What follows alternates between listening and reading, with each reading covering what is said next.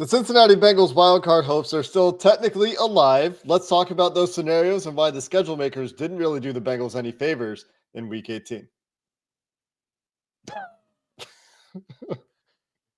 I can still. Do you want me to roll with that? I can. Yeah.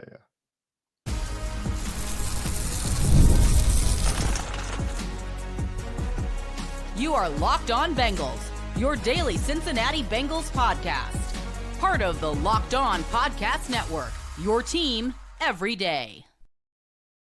What up, Bengals fans, and welcome to another episode of the Locked On Bengals podcast. I'm Jake Liscow. He's James Rapien. We are your hosts, and we are Locked On Bengals here on the Locked On Podcast Network, covering your team every day. We're on YouTube. We're everywhere you get your podcast. So if you're new to the show, you're looking to stay up to date with the Cincinnati Bengals this week and into the offseason, as they will have some very important decisions to make, of course, coming up. Whether or not they make the playoffs, and we'll discuss all those scenarios, you're in the right place. You can hit that subscribe button. You won't miss an episode of Locked On Bengals as easily. When you do, you'll get those notifications. If you're an everydayer already, well, welcome back. We appreciate all of you so very much. Happy New Year to all those everydayers, all of you who make us your first listen. We will have a show for you on the crossover this week. We will have a game preview for you. You probably will not hear from us again until then, depending on what happens. But that's just a scheduling note during the holiday season here, and wishing you all a happy new year. Hope you're enjoying your holiday season. James, we're going to dive into today the updated playoff picture after we know the results of all of the relevant games for the Bengals playoff aspirations that occurred on Sunday, and talk a little bit about the schedule that has been decided for Week 18. I'm not a fan. I'll air some grievances. So let's start with that playoff picture. The Bengals, according to the New York Times, before they play that game against the Steelers, 5% is what the New York Times is giving them. If they beat the Steelers, that number inches up. What is it, 8%? If they beat the Steelers, they still need a lot of help. They do. Yeah, they do. And they got some help on Sunday. So that's good. I think that one of the biggest hurdles was that. The Colts, will they lose? Well, the Giants don't like number one overall picks. The Giants handled business. Thank you, Malik Neighbors, for looking like Jamar Chase in blue. And Wan'Dale Robinson doing a nice TJ Houshmandzadeh impression. The Giants win. So that was a huge help. But to your point, they still need two results that doesn't include Saturday night against the Pittsburgh Steelers to go their way. First of which, well, they'll both be at the same time on Sunday. So the Chiefs need to find a way to beat the Broncos with some backups. They are going to play a lot of backups, as we expected and anticipated. And then the Bengals desperately need Aaron Rodgers to just wake up and play like it's 2012. Or Tyrod Taylor to maybe, and who knows, maybe he plays quarterback. Give them, kind of return the favor, pay it forward from when Andy Dalton let Tyrod Taylor into the postseason. They need Tyrod to do the same thing this week if he ends up getting the start for the Jets. And I don't know if that's being discussed, but I think it probably should be. Why try out 42-year-old Aaron Rodgers in a meaningless game if you're the Jets? Regardless, if you're a Bengals fan today, you're wearing Bengals gear, of course, but you're also rooting for the Jets and you're rooting for the Chiefs. You need those two teams to rise up and play well on Sunday. Yeah, looking at the New York Times simulator that you can essentially tell it, okay, this is what happens. Now what are the Bengals' chances? It's giving the Jets roughly a 45% chance to beat the Dolphins. And that's the more likely outcome that New York Times simulator expects. It's giving the Chiefs about an 82% chance. Or sorry, an 18% chance the other way. It's giving the Broncos an 82% chance. The Chiefs an 18% chance to win that game with their backups in Denver in Week 18. And like you said, James, those games occurring on Saturday in the late window at that. So the Bengals will not know. They will not have any information going into that late window game on Saturday. The other games on Sunday. I might have said Saturday. Confusing myself today.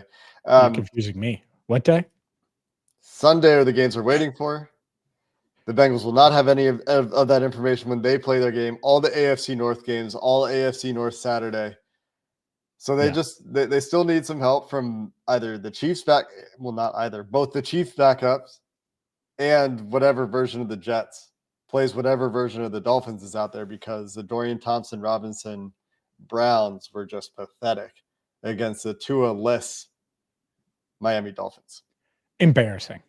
DTR, I think, just embarrassing. Never had a shot. So you're banking on like Tyrod Taylor, Aaron Rodgers. That's a real quarterback, at least.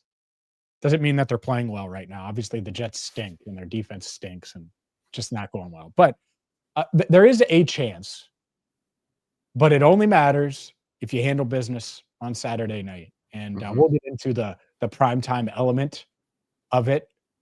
But just a couple of things, a couple of notes of what it would mean for the Bengals to win on Saturday night, regardless of what happens Sunday. They would get to 3-3 in the division. There's been a lot of talk, and rightfully so, about AFC North, the Bengals and the AFC North games, all of those things. They would have been swept by the Ravens, but you sweep the Browns and split with the Steelers if you're able to win on Saturday night. You get to 9-8 on the season, which would be the fourth straight year with a winning record. Again, I get it. People are making a face now when I point this out. I get it. This year has not gone the way anyone expected it to, but it would be the fourth straight season with a winning record. And it would only be the second time the Bengals have done that in franchise history. The only other time was 2011 through 2015 when they went to the playoffs 5 straight years. And outside of that, they haven't done it. So a couple of things on the line outside of the Joe Burrow MVP case, outside of the Jamar Chase Triple Crown, and then obviously outside of the playoff hunt, which we're all eyeing, because I think we would all love to see in about 11 days or so, depending on when they schedule it, Bengals, Bills, Burrow, Allen. That would be a fun one in the first round of the postseason. That's a big theme across football shows right now, is nobody really wants to watch these other teams in the wild card hunt. You're right. The Bills will kick the crap out of all these other teams. And maybe the Bengals too, but at least the Bengals will make it fun. I mean, look at from a non-Bengals fan perspective, if you look at the Bengals games this year, if you had no stakes in any of these games this year, they've played a lot of really fun games. We have stakes in them. You have stakes in them. Maybe not as fun for you, but the national audience that is looking for interesting games in the first round of the playoffs is not interested in seeing the Miami Dolphins limp to Buffalo and try to figure, or the Denver Broncos. Maybe that one's a little bit more compelling, but the Bengals just beat the Broncos in what should have been fairly convincing fashion, but obviously took overtime, and there was a lot of dramatics in that game. The football world wants to see the Cincinnati Bengals and Joe Burrow play the Buffalo Bills in that playoff game. So that is an element that I find fascinating. I find interesting. The will of the collective football audience doesn't matter. That has no impact on the game, but it is an interesting element nonetheless, where you're going to have teams rooting for this long shot scenario that we're talking about here, where they need the Chiefs backups to win. They need the Dolphins to lose. And they need to sneak in. But that's an interesting element, I would say, this year, James.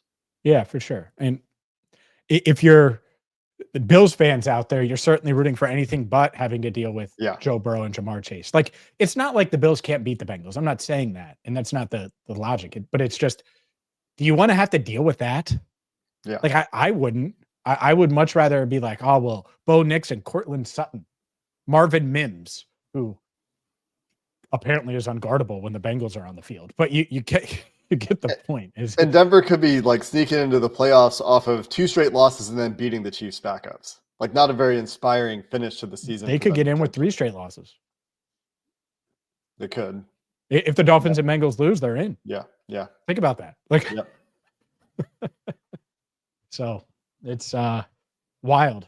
But these crazy playoff scenarios have gone the Bengals' way in the past. I've mentioned it a few times. In 2012, the Bengals found a way to get into the postseason. Who knows? Maybe it happens now. Would be fun if it did. But you were the first to point this out, Jake, the primetime element here there's some stats that we have to break down because the Bengals are playing Saturday night in Pittsburgh. We will do that coming up next. Did Rocket Money help you find any subscriptions you forgot about or that you were paying for twice? That's happens to all of us. We all have these subscriptions now, and that's where Rocket Money comes in. Rocket Money is a personal finance app that helps you find and cancel your unwanted subscriptions, monitors your spending, helps lower your bills so you can grow your savings. It brings everything together in one place, whether it's subscriptions, spending habits, even the goals you want to hit in 2025. Rocket Money has over 5 million users and has saved over $500 million in canceled subscriptions, saving members up to $740 a year. It's a lot of money that you can save when you're using Rocket Money's premium features. Cancel your unwanted subscriptions and reach your financial goals faster with Rocket Money. Go to rocketmoney.com/locked on today. That's rocketmoney.com/locked on, rocketmoney.com/locked on. The schedule makers and decision makers in the NFL that were putting together this Week 18 TBD schedule over the weekend did the Bengals essentially no favors when they decided where to put this game. You might be thinking, well, the Ravens play before the Bengals have to play the Steelers, that Ravens-Browns game. When the Ravens beat the Browns, They will. Won't the Steelers rest their starters? No. The Steelers still have to play for seeding regardless of what happens in that game. And even if they didn't, Mike Tomlin talking about this right before we started recording this episode, James, it's not something he's thought about yet. It doesn't seem like a very Tomlin thing to do. I would not count on the Steelers giving the Bengals any help just because they play after the Ravens in that game. They're going to want to play the Texans, right? Yeah. I would rather if I'm the Steelers, I would rather play the Bengals twice if I had to play the Texans. And it because it's the Texans. They're the worst playoff team in the AFC. Besides maybe the seventh wild card seed. The Dolphins? The Dolphins. I They're the worst. Don't buy that. But okay. Joe taken. Mixon's their number one weapon. Have you watched him recently? Have you watched that Houston offense? CJ Stroud looks like, he's the worst playoff quarterback right now. It's not even remotely close. Now you could say, oh, well, no weapons. Fine. I think Tua is better. I think Bo Nix is better.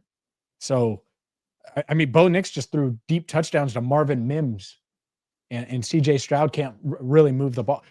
Regardless, I would love to play the Texans if I'm the Steelers. And if I'm the Steelers, I think that Houston is a game that I could go win. I don't necessarily, I'm not as confident going to Baltimore. So, regardless, if it's Baltimore or Houston, we can both agree that Houston's the lesser of the two. And we're talking about essentially in that game, that playoff game we're talking about, where Pittsburgh could, if they end up with the wrong seed, end up having to go to Baltimore, playing essentially a primetime-esque environment playoff game on the road in the AFC North. And this ties into the other features of this schedule that really don't do the Bengals any favors. One is that they won't have information on those Saturday games or on those Sunday games because they play on Saturday, which isn't necessarily a disadvantage. They're still going to be playing to control what they can control and try to get the winning record and accomplish all the goals they can accomplish for their season. And they have to win regardless, right? So it doesn't really matter, but they won't have that information. There's that. Yeah. There's also a couple of just crazy things that come up from a historical scheduling perspective when you consider this will be the Bengals. This is going to be their sixth primetime game this year. Mm-hmm. They did get flexed out of one. They got flexed into another. This is the second one that they've been moved into after the initial schedule was set. And when the initial schedule was set, I remember looking at their primetime schedule and thinking, one year, they're going to have more primetime games at home than on the road. Won't be this year. Maybe it'll be next year. Who knows? Maybe it'll be next year because this year, the Bengals set history, make history by being the first team, and Jay Morrison found out that this is the first time it's ever happened, so credit to Jay, to play 5 road primetime games in one season and just one at home. Yeah. If I'm Zach Taylor and the Bengals are meeting today, it's Monday, Tuesday, Wednesday, like they're practicing all week because it's technically the short week with Saturday. That's my message. Remember a couple of years ago when it's like better send those refunds, and you could tell that the Bengals had rallied around that. I would definitely be like, oh, we'll see, the NFL wants to make it as hard on you as possible. They want to make it as hard on you as possible. You have to go on the road again in the division. Oh my goodness, there's no way the Bengals, like I would totally rally around that. I mean, 5 times in the same season on the road, under the lights. This is a divisional game, which is that much harder. And in all of those things, I would try to use that a little bit as a message. And it's wild because you look at the FanDuel odds and the Bengals are favored, but the deck, when you look at primetime road AFC North, like it's really hard to win those. And the fact that the Bengals have had to go on the road and play now 5 primetime games on the road, like you said, never happened of the 6 they've played this year. That's a heck of a thing. I mean, 6 of 17 games on in primetime, 5 of 6 on the road. Now, one of them got flexed out of it, that Browns game, and fine, the Thursday night home game, but sheesh, just a lot of road primetime games, Jake. So yeah, stacked deck against the Bengals. Even if the Bengals were good this year, they're probably flexing that Thursday night game out of primetime because it's the Yeah, Browns. because the Browns. No doubt. The And Browns they had an fun to opportunity watch. to put the Chargers and Broncos in that spot instead, and that Yep. was a good decision objectively for the business decision makers in the NFL. No doubt. But you're right. You combine that with this AFC North road primetime thing. We talked about it a lot when we talked about the short weeks, the Thursday night football road games that the Bengals have had to play. They've played 2 straight road Thursday night games against Baltimore in November in 2023 and 2024. But they've also played 4 straight AFC North primetime games on the road. This will be 5. The last time they played a home AFC North primetime game was in 2020. Cleveland has had 3 home primetime games in the AFC North since 2020. Baltimore's had 4, 2 of them against the Bengals, 3 of them against the Bengals, sorry, including 2022 Sunday night. Pittsburgh has had 2. This will be 3 since the Bengals last had their last home primetime AFC North game all the way back in 2020. It's just crazy lopsided. In that time, going back to 2019, Paul Dehner Jr. looked at this. The Bengals have had 1 home primetime game since 2019, since Zach Taylor took over. Cleveland has had 6. Baltimore's had 5. Cleveland, after this week, will have had 4. That is wildly lopsided. And the home teams have won 13 out of 15 of those games. So where it's that lopsided in terms of a record perspective, and it's that lopsided against the Cincinnati Bengals favor, who have played all of these road games in this time and just 1 home game. It's just wild to put it into perspective that way. Yeah, I get it. I will say this because it is wild, and I'm not dismissing it. I think the Bengals are pretty comfortable on the road. Like I think that they don't shy away from it. Joe doesn't flinch on the road. The noise doesn't really bother him. They have good discipline there. And so that's why we've seen, I mean, they've won 5 road games this year. I don't mean to immediately rain on your parade, James. The Bengals are 0-6 since 2019 in road AFC North primetime games. Sure. And context matters with them too. For sure. You know, I mean, that's part of it. That, like, one of those games is a Thursday night game in Joe Burrow's 2nd game ever, where they were clearly the worst team in 2020 compared to the Browns, and Burrow's carrying them and keeping them in that game. Like, I get it. I'm not saying it's going to be easy, but did you think that the Bengals had a shot against the Ravens last year when Joe Burrow hurt his wrist? Yeah, he left the game when they had the lead in Baltimore on Thursday night. They gave Baltimore everything they could handle on Thursday night this year in Baltimore. This Steelers team is beatable. We've seen that over the past couple of weeks. So it's not going to be easy. But looking at it, yeah, I mean, when you're 4-8 and you have a chance now to keep your playoff hopes alive in the final week of the season, the path is never going to be easy. And so going to Pittsburgh primetime and winning, there's the challenge. And that's the carrot. There's the nugget, the little extra dose of motivation. Oh man, road prime time. No one can do it in the AFC North. Okay, well, we'll go show them that you can. I think that's where I would be. Yeah, not a bad place to be. I'm just complaining about it as someone who is externally invested in it because it's. Oh, I just mean the message. I don't mean no, you. I I get just you. mean the I message got you. internally. I Yeah, got you. I agree with you. I'm just I saying agree with you. separately, I'm complaining because it's Sure. ridiculous from the outside looking in, and the Bengals are owed some scheduling favors in 2025. Is how my perspective feels about it. All 1 p.m. Sunday games. There. Well, There's my agenda. different agenda for you than fans and the team. Let's finish up the conversation on the playoffs situation. And Tee Higgins had some interesting comments as well that we can cover to finish up the show coming up next.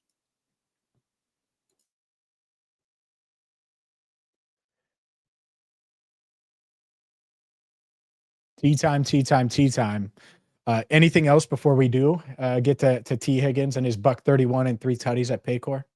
The last note regarding playoff implications, regarding anything to do with the Bengals' rest of season hopes are after winning 4 straight games, the Cincinnati Bengals, if the season were to end today, would now be picking 16th in the NFL draft. Our weekly update on the Cincinnati Bengals draft positioning if the season were to end today. They will likely be picking, if they don't make the playoffs, in that fringe, just miss the playoffs draft range. Will Tee Higgins be a Bengal by the time the draft rolls around? Impacts that 16th pick, if that's where they pick. And people won't want to hear that, but it certainly would be in play. And so, yeah, I think it's an easy transition. Keep Tee. I would keep Tee. The Bengals should keep Tee. And Joe Burrow certainly thinks that. And Tee Higgins showed why the other night. And it is interesting that the dialogue around him now, because he's shown it on the biggest stage. I mean, everyone was watching that game, Bengals Broncos. Tee makes some outstanding catches, obviously the game-winning touchdown as well. What do you think of all the dialogue around it, around Tee and the possibility of him staying? Well, the reason it comes up today is, one, the game Tee had, like you said. 2, Joe Burrow's repeated comments over the last few weeks, or the repeated attention to those comments in the last few weeks, but also Aditi Kinkhabwala, who has been covering the AFC North, for quite a long time, and was around for the game with the Bengals and the Browns on December 22nd, talked to Tee Higgins that day or around that game. I don't know if it was before the game, after the game. I don't know when exactly this was, but she tweeted on December 28th that Tee told her last week that being paid as a wide receiver one is not necessarily his top motivator. He said he's playing with, if not the best, one of the best quarterbacks. He's playing, if not with the best, one of the best wide receivers. That opens things up for me. And in this offense, everyone has a chance to be spotlighted. Mm-hmm. Shares an agent with Jamar Chase. Chase told Aditi Kinkhabwala and whatever crew she was with that Higgins is a most unselfish person. We obviously have seen the agent change. This is just another piece in the trail of breadcrumbs that suggests that Tee Higgins is giving the Cincinnati Bengals every opportunity to get this thing done and to find a way. And you combine that with Joe Burrow's words and very clear intent and the risk that the organization runs in pissing off Joe Burrow. And there's a reason this keeps coming up, is because it's so tied into the biggest stories we're watching with the Bengals. And it'll be a bigger story once the season is over. That's why we're putting it here. We're focusing on the remaining game this season, and we'll continue to do so this week. But the Aditi Kinkhabwala tweet and conversation with Tee Higgins, I think, is interesting enough to discuss today. Yeah, that lines up with the Tee that I know. I've known for quite some time that Tee wants to be here. I gave him, I've said this on the pod, I gave him numbers last year. It's like, hey, this is what I would offer you. Would you take that? It was after they were eliminated. I think they had 1 game left. And he's like, hell yeah, he did. And he with a big smile. And I'm not going to say the numbers, but like, just get it done. Who else are you paying? Do you want to draft a receiver? Do you want to draft a receiver in the first round? Do you want that to be a possibility? Because it has to be absolutely discussed if Tee Higgins is on another team on April 1st. Like, we will be spending a lot of time on the wide receiver position. Or, since you know what T is, since you know that Tee Higgins is averaging the most yards per game of his career, and I believe that's the case after that buck 31, and has a career high in touchdowns despite playing in 11 games. It's one of those things where it's like, all right, well, yeah, you want T around. It makes to me the production, the value, what he means to this offense, what this offense is. Obviously, you have all the things with Joe and everything like that. T clearly wants to be in Cincinnati and took big steps to make that happen. Joe would not put pressure on the organization unless he thought, to me, unless he thought it was very clear cut why they should bring T back. It's not like he did that with Jesse, and he loved Jesse, and of course he wanted Jesse back. It's not like he just does this. And so I think I expect them to get it. Like, the offseason expectations list is high, right? There's a lot of things, regardless of what happens over the next week. I expect them to get T done. And I think that's a fair thing to do. They might not think so. Guess what? Doesn't matter. I expect them to do it, because otherwise we need to expect them to find a suitable Tee Higgins replacement. And which one's easier, to pay Tee Higgins or to find his replacement? I think we know the answer to that one. It's a lesson that they should have learned many times over at this point, when they've let some of their great players walk. Jesse Bates being the biggest, most recent example. And the thing that you brought up there about Burrow's conversation or tone or the words he's chosen around T versus the way he approached when asked about Jesse Bates is perhaps a lesson learned for him after seeing what happened with Jesse Bates' departure, and him taking a different approach Sure. with Tee Higgins, or maybe he's just privy to information that we don't have. Maybe it's a combination of both of those things. But T, you mentioned the highest yards per game total of his career, if that is indeed the case.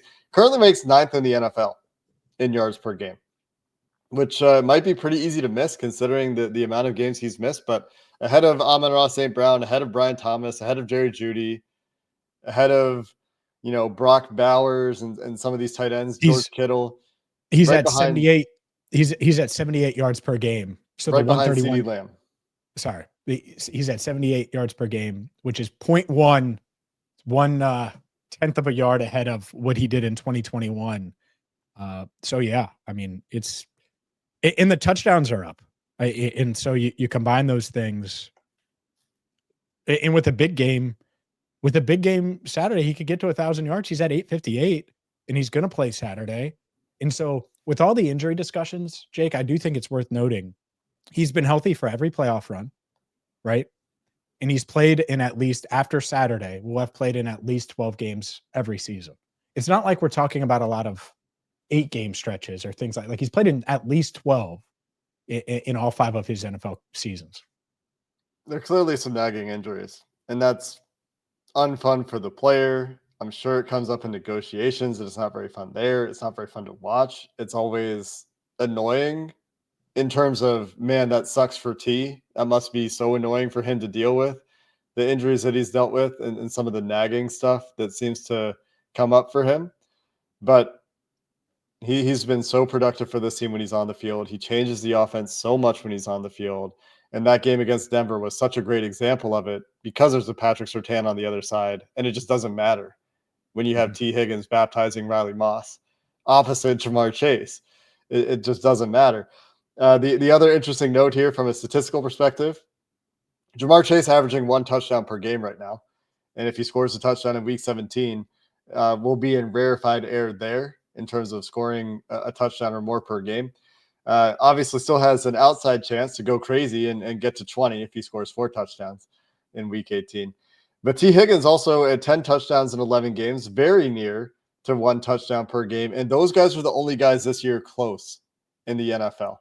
Mike Evans at 11 and 13. That might be the next closest to T's 10 and 11.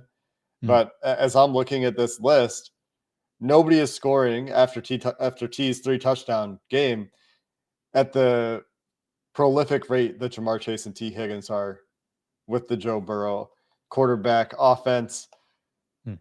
I mean, there's so many reasons for those guys to want to stay together. And it's just on the Bengals at that point to make sure that happens. Because like you said, I don't know who else they're paying. That'll be a big topic for us this offseason. No doubt it will. And that's why it's one of the many reasons why you do it. And people are going to talk about the defense. Well, if you want them to focus on the defense, they can't open up a huge hole on their offense. It's one of those things, man. And yeah, by the way, it's not just T. You talk with Jamar, you say, all right, Jamar, we know you're the best receiver in the NFL. Can we work this out? Right? Can we work this out to where we keep all of them together and we structure it a certain way? The average per year really doesn't matter as much as the structure to make it as digestible as possible. And so Joe, Jamar, T, the Bengals front office, they should all be on board, regardless of what happens Saturday and Sunday, to making that happen. Build around this trio, Bengals. That's something that we're going to hammer over the next few months, regardless of the outcome of Saturday and Sunday. And it's not hindsight or No. retrospective to say this, but the Bengals waiting until this offseason to do it is making their lives needlessly hard. They could have gotten ahead of these things and saved a ton of money. But this is where you have to be a little bit more proactive, and that's why we've had these criticisms of these front office decisions over the years. Yeah, I mean, they're paying T $22 million this year. I think they could have got him for $22 million in average annual value last year early in the offseason. I think they could have. Now, maybe not. Maybe you say, oh, with that agent, they couldn't have. But if they do the guarantees, maybe they could. That's a 4 for 88 with 50 guaranteed. I mean, they already paid him $22 million guaranteed this year. So you know what I mean? Like you probably get there with 4 for 88 early last offseason before the market at receiver changed. Just saying.